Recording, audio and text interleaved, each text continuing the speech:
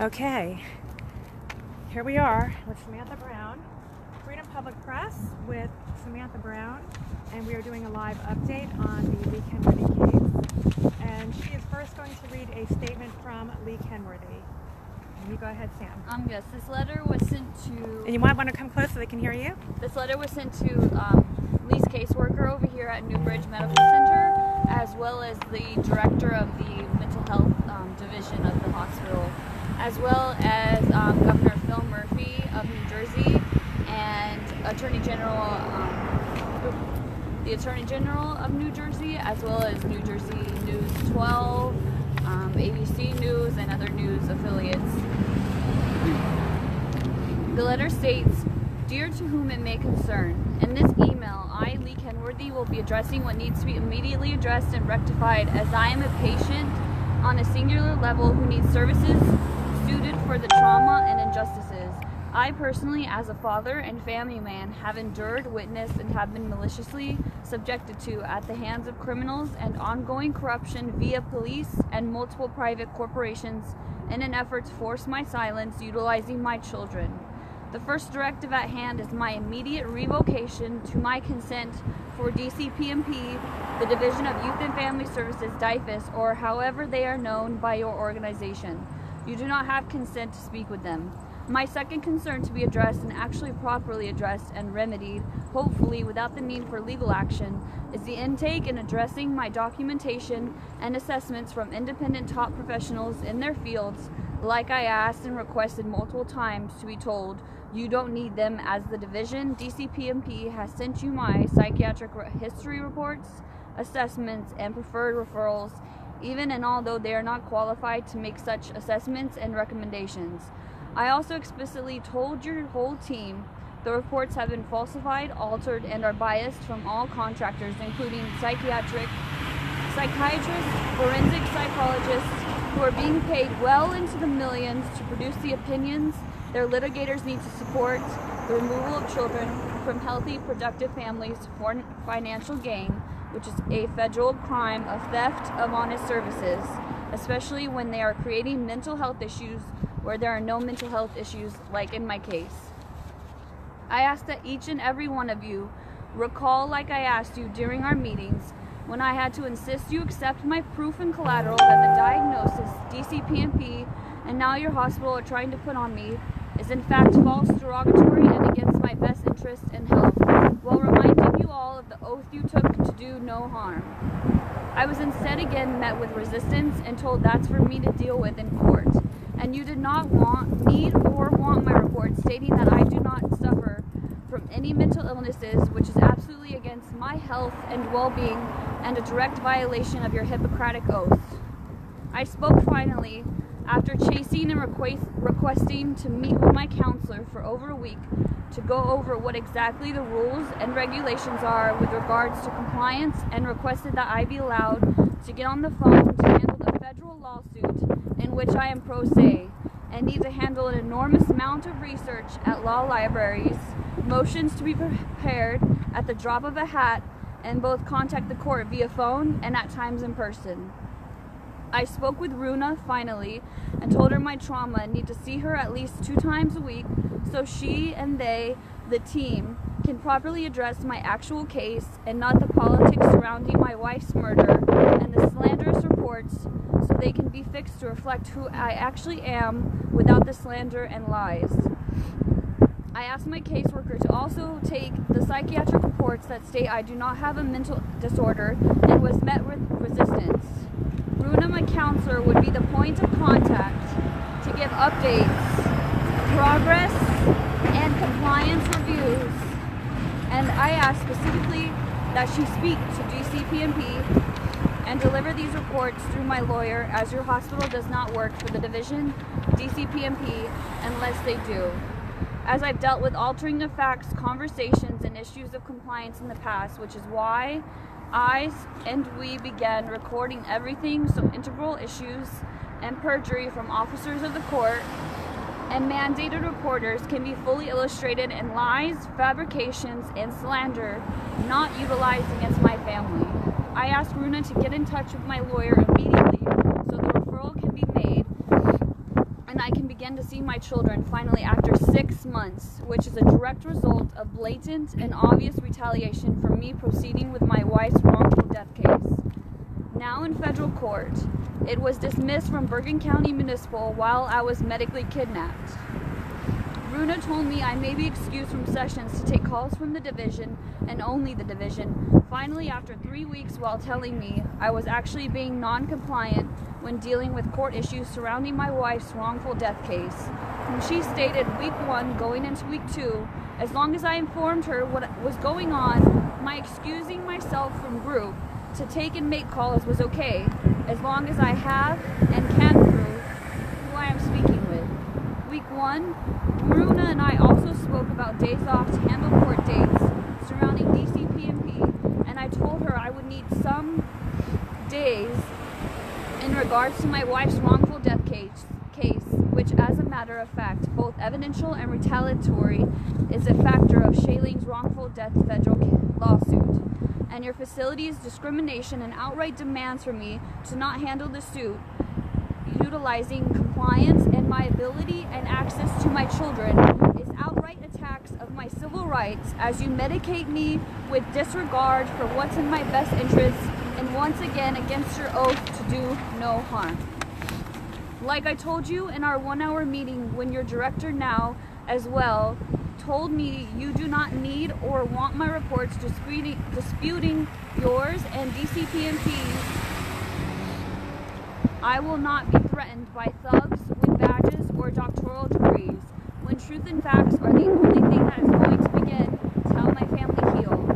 To be told by all 3 of you if I revoke my consent for you to speak to the division and DCP&P, I will be removed from your program rather than you allowing me to deliver you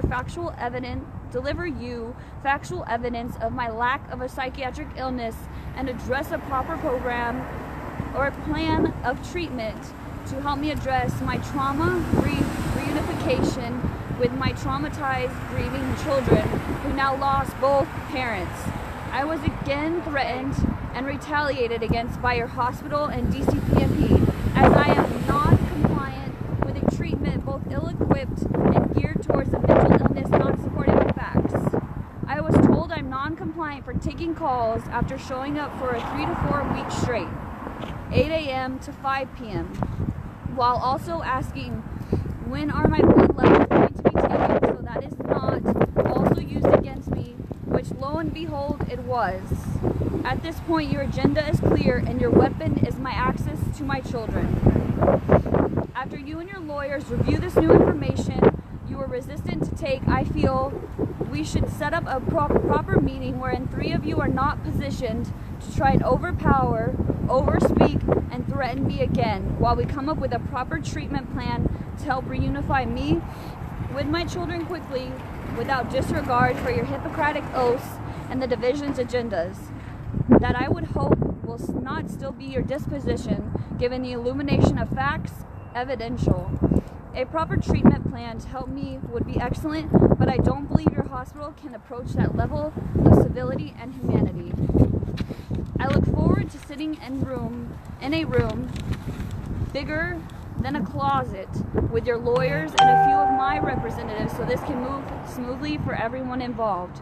Please keep in mind that I'm showing a civility and human decency in my wording and dialect to not legally hang and implicate every single one of you and the actual crimes you are committing, when all I am asking and requesting and jumping through hoops with no intentions of your follow-through to see and speak to my children whose mother was murdered by corruption and criminals with badges that you are all not addressing, and this is what this is all about right now.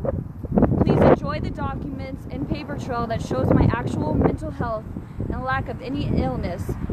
As Vladimir put it, it is close to and in fact impossible for Lee Kenworthy to have a mental illness. Sincerely, Lee Kenworthy. Well, that's quite a statement from Lee. Yeah. It covers it all. So what I want to ask you is, first of all, where are we, Sam? Right now we're at Right here? Newbridge Medical Center in Paramus, New Jersey, formerly known as Bergen Regional Medical Center, and before that it was also Bergen Pines. Hold on, so we're going to all talk together for a minute now. So this is, of course, program here that they have Lee involved in. Yeah, they have a mental health. In order to get his children back, he has to comply with everything they tell him Correct. to do. Correct. But Daily, Monday through Friday from 8 to 5 p.m. Like a full-time job. Basically. And he also has to have a full-time job and keep at home and all of that to get his children back. But to he's survive, yeah. But he's here full-time. Correct. Are they threatening to commit him? Yes, the other day actually we came for a meeting with the director of the mental health, a psychiatrist, and his social worker that's here at the hospital, his caseworker. And the security guard came outside the room. They wouldn't let me in the room, which I'm a witness to living with him for 4 years and seeing him without any need of any psychotropic drugs, any medications. Right. He does not have a mental illness. He is a hardworking man, and they would not let me in to speak in the meeting. And I was sitting outside, and the caseworker left the room, and I guess she called a security guard because he came and sat next to me. And well, luckily, Lee's been sharing this information about what happened to his wife, about the Instagram, about all the evidence that's already online. So he was already aware of the situation and what Lee and his family had been through. But he told me that that's what they were trying to do, that they sent him there because he was getting aggressive, which he wasn't getting aggressive. He's just forcefully talking to them because they're not listening. And they're holding his children. Correct, they're holding his children hostage, and in order for them to get them back, he has to comply. He has to comply, but to things that he doesn't need. Correct. So who is making him do this? The state is doing this? CPS is doing this? The state, CPS, yeah. And they all work hand in hand. When he was at Ancora, they released him with no mental illness. Correct. So are they using those records? They're not even, they're acting like they don't have those records. Yeah. Then they have the letter from Dr. Latimer stating that he doesn't have any mental illness, but they're completely disregarding any of the actual evidence that they have. So he has evidence that he has no mental illness, but they're continuing to keep him pretty much hostage in this hospital program in order to see his children. Christmas is here, and everybody, the holidays are so important to everybody. For family. And he can't see his kids. Right. We haven't seen them since when? How long has it been? It's been since May 28th, since Memorial Day. It was a standoff occurred. And for any new viewers, there was a standoff at Lee Kenworthy's home. He was medically kidnapped from his home, is where I was in, and his children were then taken from the home after he was removed. Right. And he has not seen them since. Right. Not seen nor spoken to them. Okay, so what else is going on in the case that, I guess we're talking to the public. What can the public do to help this man in the situation he's in? Public, I mean, you guys could share information. We have tons of evidence up online at iwasanamerican.com. We're on Instagram, YouTube, everything. Check it out and share. And call your senators, call attorney generals, call anybody in government or the news if you know anybody in the news, and just keep sharing information. Are they forcing him to have psychotropic drugs again, like they were doing before? Yeah, they're making him take drugs, and he was even. Does he want to take the drugs? No, he doesn't want to take the drugs. No, and he will take them for his children because that's what is needed. But they're not even recognizing that he's even taking them. They're not doing any moves to do any blood tests or check his levels to see that he is taking them. And now they are saying that he's been non-compliant, non-med compliant, and that he hasn't been attending his program, all the above. So what we're talking about here is medical kidnap. Basically, it's a medical kidnap. And we also have a federal lawsuit. So how does all that tie together? It's blatant retaliation. He has the federal lawsuit ongoing for his wife's murder, involving cops who murdered his wife because they obstructed justice. And when you obstruct justice, it's been 15 to 20 years. So a cop being sent to jail, that's his pension gone, and all of the above. So they murdered his wife due to the obstruction of justice, and that's just retaliation. Sorry, my thoughts are all jumbled. That's okay. Okay, so they're retaliating against him by putting him in this program, not allowing him to go to law libraries, to go to the federal court, to make important phone calls, to get in touch and keep everything on his case. What's he supposed to say? He doesn't have a lawyer because nobody wants to attack the cops. Nobody wants to attack the corruption that's ongoing, and especially attacking the federal official that's, you know, a pretty high up position.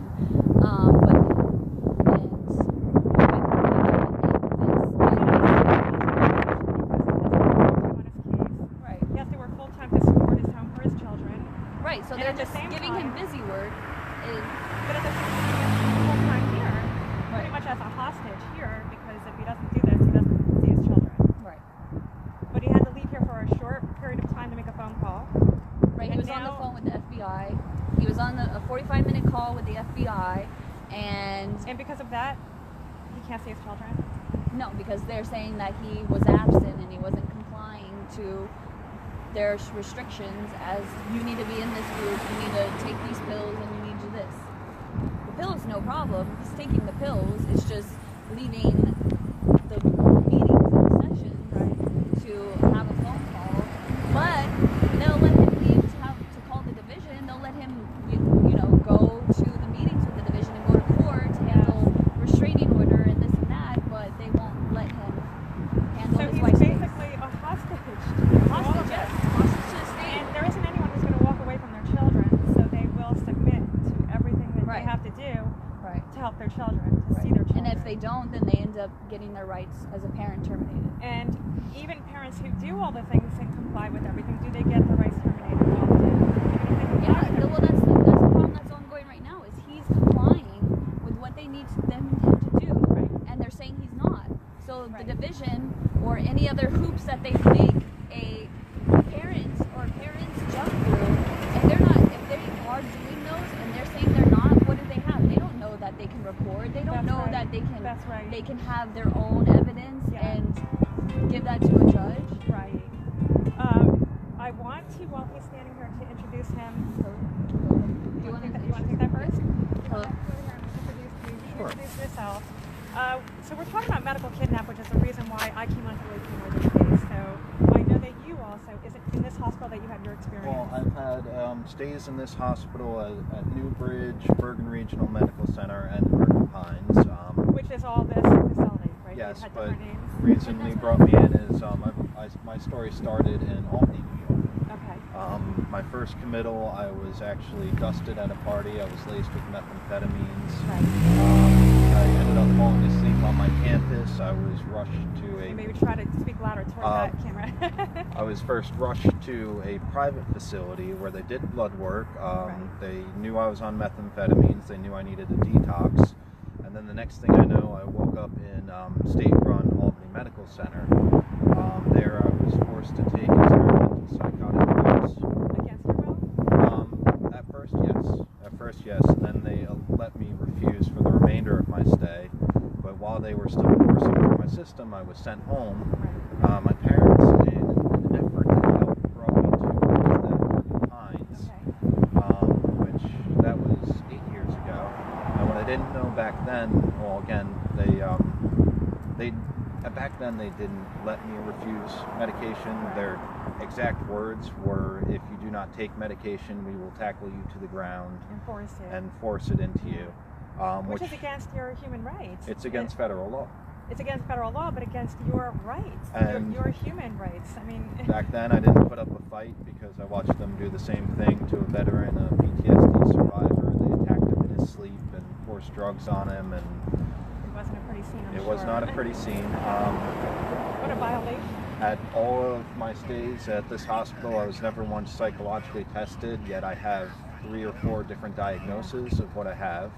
And what I didn't know is that it would mark me for life. Yeah, it does. So in August... It affects your career, it affects everything you do. Yep. In August, I was having an argument with my family. The next thing I know, 3 cop cars showed up.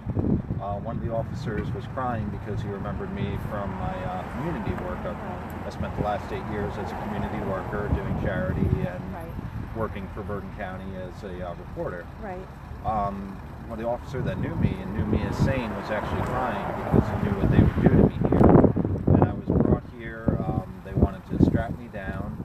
I ended up sitting at a protest. Yes, it was Regional Medical Center. In an effort not to be strapped down and not to be injected with drugs, I sat down. I was then picked up by many guards. guards. They actually choked me until things went black. And next thing you know, I was drugged. I woke up several days later, again being committed.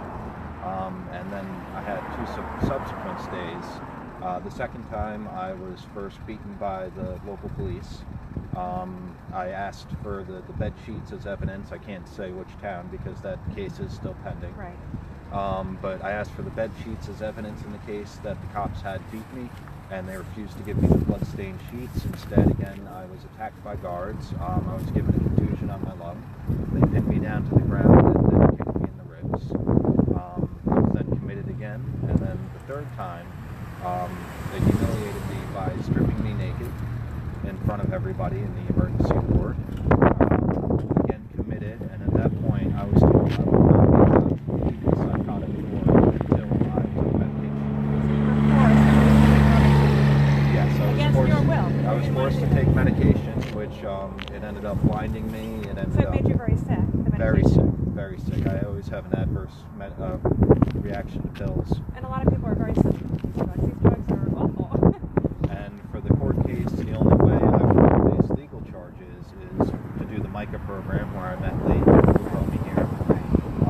And from an insider, it is not a very healthy program. No. They do not do any psychological testing. Right. People that do say the program works, they do it multiple times. So how can it work? I ended up leaving here saying that they have done nothing but take 4 months away from my life. Right. So now I'm here, hopefully, to expose, again, to medical kidnap. Yes. They do indeed force people into the wards to meet a quota, get insurance money.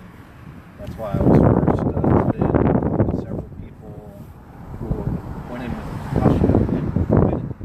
I've talked to experts in the field who say that yes, they do have quotas to meet, and if they have any inkling that they can get you in there, they will put you in there. Well, I believe they make, what is it? I think it's $5 million annually just on the clinic part, let alone inpatient.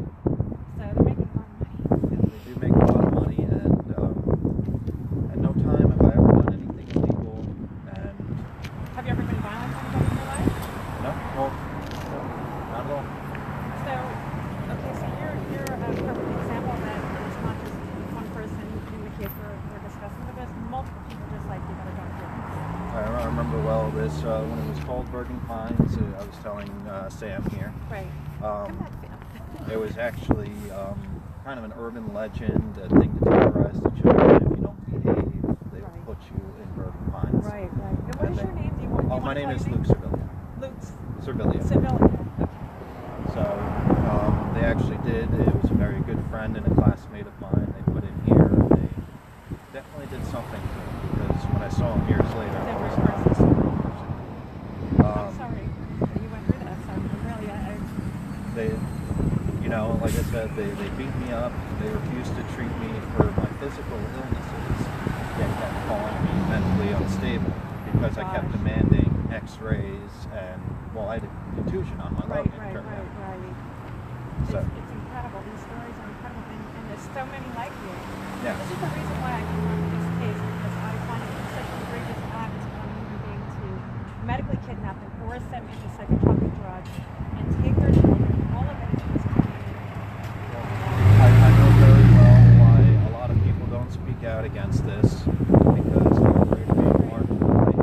But 8 years ago, I did not know I was marked for life on all police files.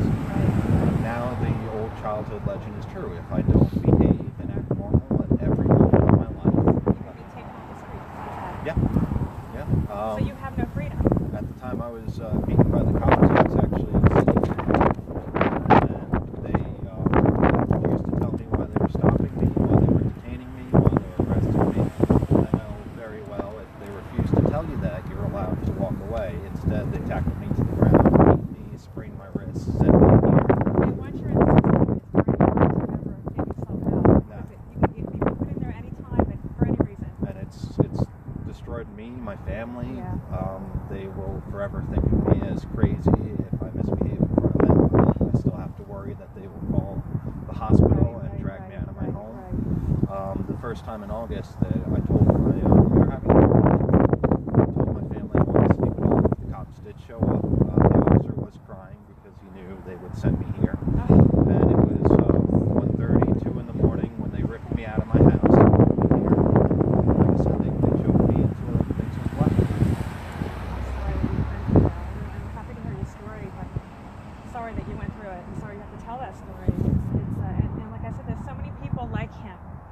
so many people like Lee that this is happening to, and it's happening to children too. Yes. They're drugging I saw it children. with my own eyes. I mean, children that are taken from their parents and they cry for their mother are being drugged with psychotropic drugs. Have you ever heard of? I never knew this until I came out to this doing. And like I said, at no point in my hospital stays here was I ever once psychologically tested. I was psychologically tested at Haldol, but it was a misdiagnosis. Right. Because I had drugs in my system at the time. Right. And is there something else that you wanted to go over while we're here? Yeah, I'm actually gonna go over Haldol a bit and about. Okay. So you want to Yeah. hear you? And I'll stay because I was given that. Yeah, and let me make sure this is still rolling. So in 2007, Lee was actually brought to this hospital because he was trying to get away from him and Shay and all the work that they were doing. They were trying to get away from the attention and the Keep going. I want to move it over a little, get better. Lifestyle, I guess you could say. And so he was injected with Haldol, and usually when they give you Haldol, it's a term called Dr. Strong, where they Dr. Strong you, and they slam you on the ground, give you a shot. Where's the shot usually? It's normally in the arm, and that's also when they will get physical with you. It doesn't matter if you are resisting or not. I've been completely compliant before. They still slam you down, give you a shot in the arm, or sometimes the hip, the butt. So it's bottom. completely against your will. Yeah, it is against the rule, and especially the reason that. So Lee came here in 2007. He told them that he had a reaction to Haldol. That I don't remember the exact wording he used for it, but basically he told them, "I'm allergic to it. I'll have a bad reaction to Haldol. Do not give me Haldol." And that's, medical negligence to give someone something that they're telling you that they don't Absolutely. react well to. And how do you not have the right to say no to a drug that you know that will make you sick? They did the same to me. I told them that the medication they would give me would blind me, and blinded me 8 years ago. It blinded me again when they gave it to me again. So although they knew that there was a physical reason why you couldn't take the medication, that it would cause you harm, they still gave it to you anyway. Then Right. they told Against me your will. I would not be allowed to leave the psychotic ward until I took the medication. That must be the most terrifying thing a human could ever go through. Twice in my life, I was legally blind for months because of doctor treatment. And to not have control over your decisions of what goes in your body, your own decisions that you make for yourself and your health, to have no control over that and have somebody holding you down or forcing Right. things Well, upon the you, reason- to me that is the most egregious act that you can do to violate somebody's rights, in my opinion. And the reason that they're doing it is because Haldol has 7 out of 10 bad reactions. So 7 out of Right. 10 people that are given Haldol have a negative reaction to it, where they will have symptoms like they have a mental illness, they'll Right. have a mental breakdown It because causes those messes with the issues, chemistry right. in their brain, and so therefore they're creating patients by giving them this drug. So they have and- reactions that appear to be a mental reaction, but it's really a reaction to the medication. Correct. So, in turn, the hospital is making a profit off of creating patients. For example, this hospital makes $500 million per year. And That's so, a lot of money. And that's Right. just, we're talking in mental health.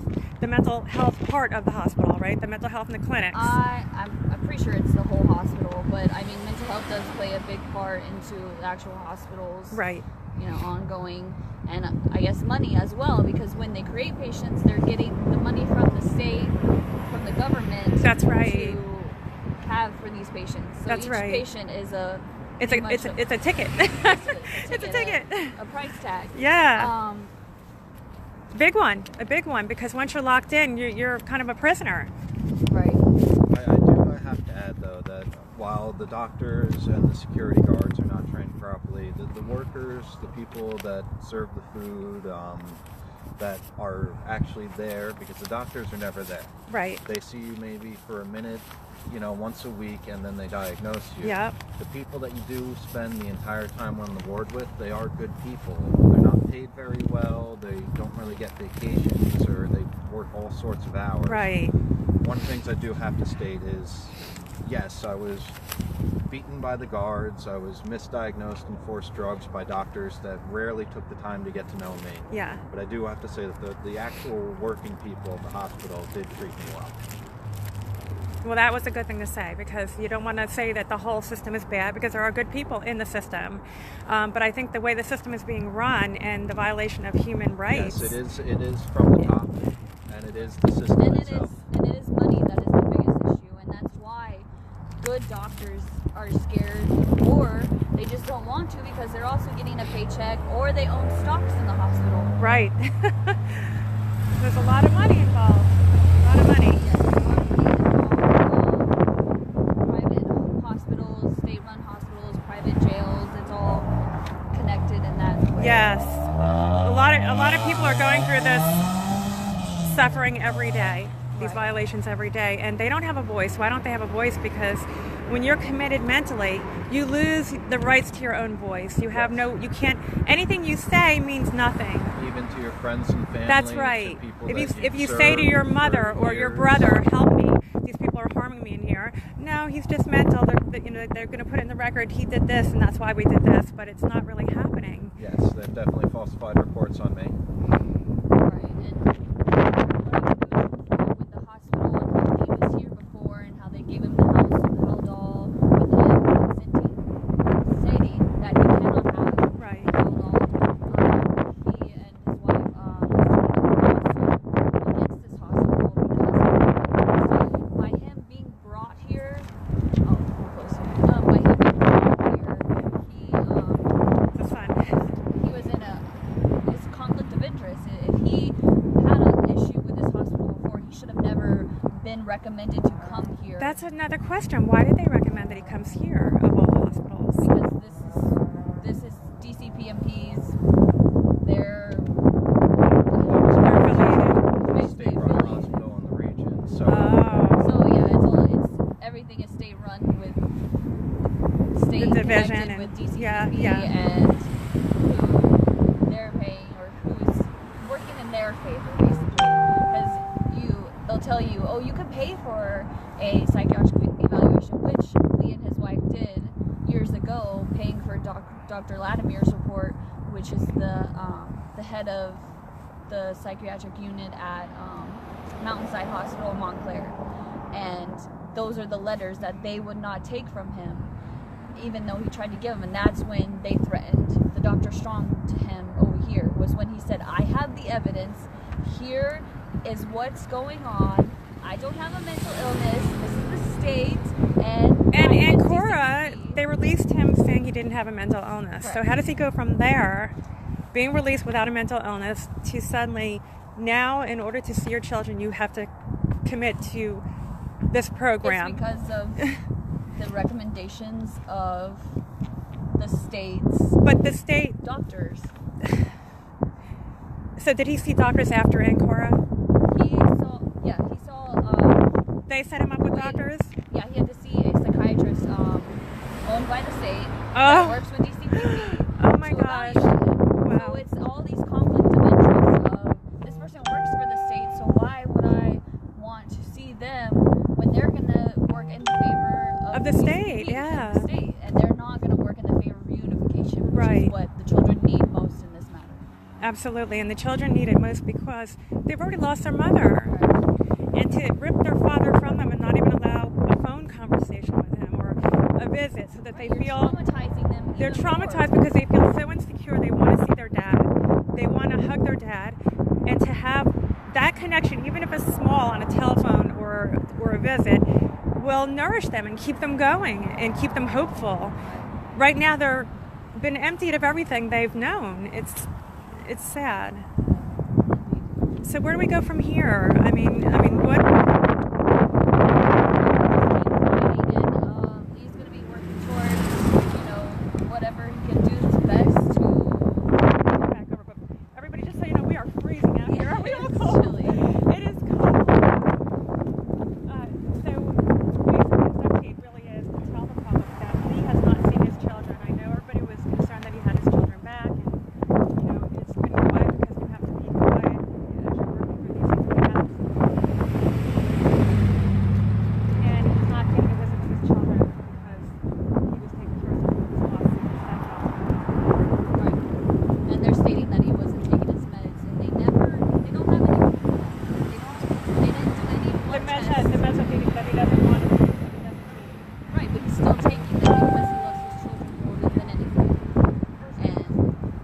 a blood test. DCPP won't do a blood test either.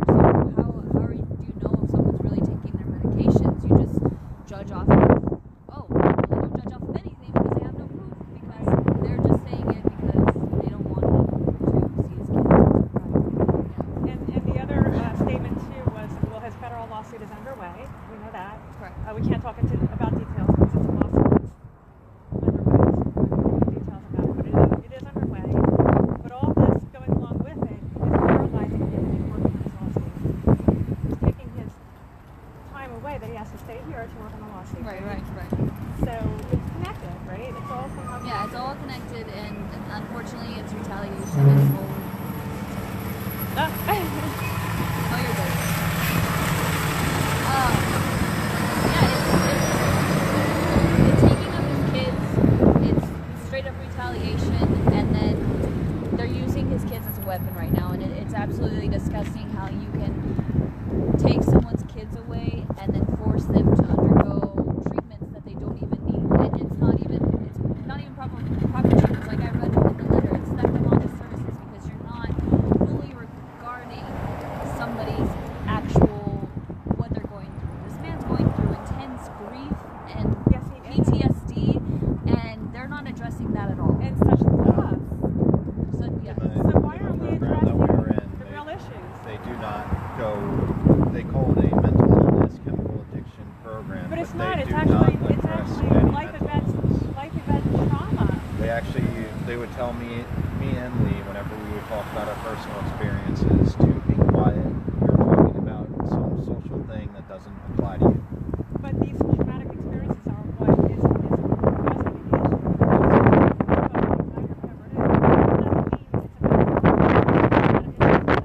Right, and instead of actually treating someone for what's wrong with it, they Dr. Strong you, and instead of providing them their environment. For example, if your wife has died and you show depression, they call it mental illness, and it's really depression over a real event that happened. Yes, and they would try to cut him off anytime he tried to actually talk about his actual personal problems. They tried to cut me off. They tried to talk about the beatings. They were shocked that this was going on under their noses. They thought that they were getting us to take stronger than anything I've had, even in college. Wow. Incredible. So where are you at now? Are you free of all this? Are you? I got my program certification. It doesn't completely, I'm still marked for life, but I'm back to a normal life. I'll start working again soon. Good for you. At the same But it time, wants you. I'll You always always have to know. look over my shoulder, and if I walk down the street singing too loud, I could wind up back here. Incredible. Oh, that's incredible. I'm so cold, you guys. It is very We're out here, like, we feel like we're in the Arctic. It's that cold, like, we're frozen. Is there anything else you guys want to say? Before we close, is there anything else coming, or is this? No, this is it. Yeah, Do you have anything else you want to say to the public? Because they haven't seen you in a while, so. I mean, we're doing fine. We're fighting and studying law. I've become somewhat of a paralegal to my pro se litigant over here. So helping out with that. This is at the hospital a little bit while we're talking and just get the whole view of where we are. Yeah. See what we have. Just tell everyone to check out iwasanamerican.com. I'm gonna On go there from we this. have video evidence, audio evidence. We'll be putting up more stuff over the weekend, documents, all the documents that were included along with the letter and the email that went to the director of the mental health, as well as his caseworker, as well as the governor of New Jersey, the attorney general of New Jersey, the local news around New Jersey as well. And also, I forgot to even mention that Lee actually spoke to the lawyers over here at the hospital, or the lawyer at the hospital. So that recording is also on our website at iwasanamerican.com. You can click on the audio evidence tab and you can listen to it right there. Back up a little bit, so we'll get all of it before we say goodbye. So again, I just came here to be by Lee's side. He was suffering an actual problem and was forced into a program that was not going to help him. and let me ask you, what do you think of Lee? You've gotten to know him a bit, and what do you think? Tell everybody what you think of Lee and getting to know him. Well, he under seems these. to be a dedicated man into his case. Like I said, I didn't get to know him too well. I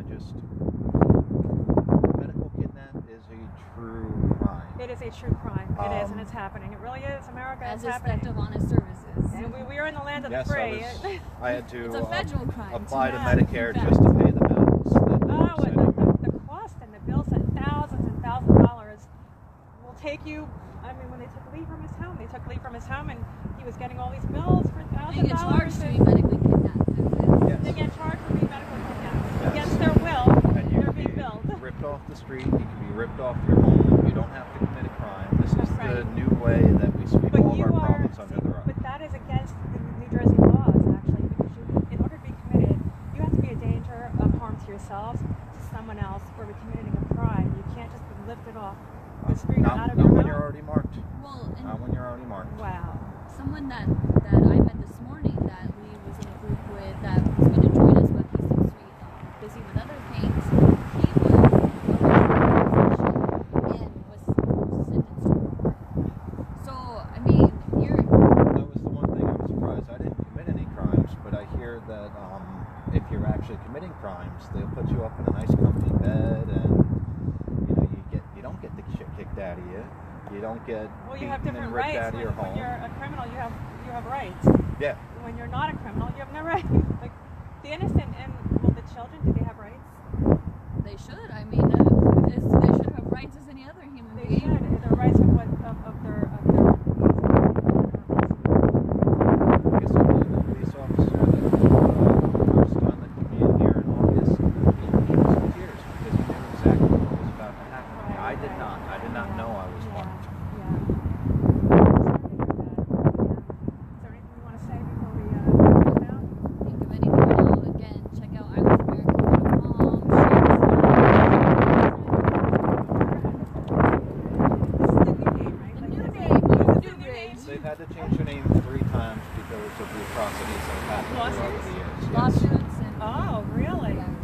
Like I said, it was Bergen Pines, then Bergen Regional Medical Center, and now it just became Newbridge. I hope they So they Newbridge have a finally history gets it of done. doing this to a lot of people. Yes. Is it, like, if people were to look them up, would they see this in the history? Like, they can look up these, I'm not sure. I haven't done it myself. Like, all I say I is said that, like I said, this place Yeah, I already traumatized said us all the way back to elementary yeah, I school. said that was Yeah, compliment. Well, here we are at Newbridge Medical Center, and we're in Premise, right? Premise, close to New York City. Yeah, just And this is where Lee is kind of being contented in a program that he doesn't need, Doesn't work. and it doesn't work.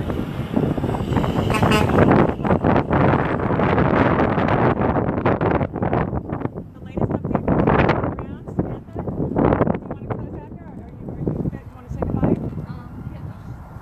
Yeah, everybody.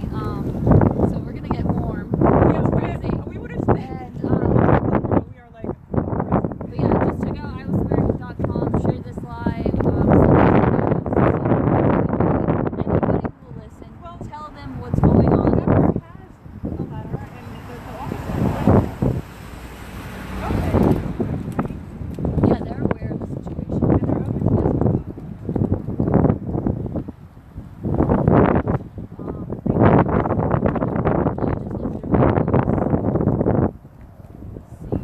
One of my experiences is the only way you get out is that the patients help patients. Right. That was my second stay. There was a great group of people here. I never would have made it without them. And I do have PTSD now. I didn't before I went into the hospital. Well, of course, you're looking over your shoulder. You never know when this is going to happen to you. And I flat out told them I do have OCD, and I told them that. And Right. I was only diagnosed with it once. Right. But I've been diagnosed with different things.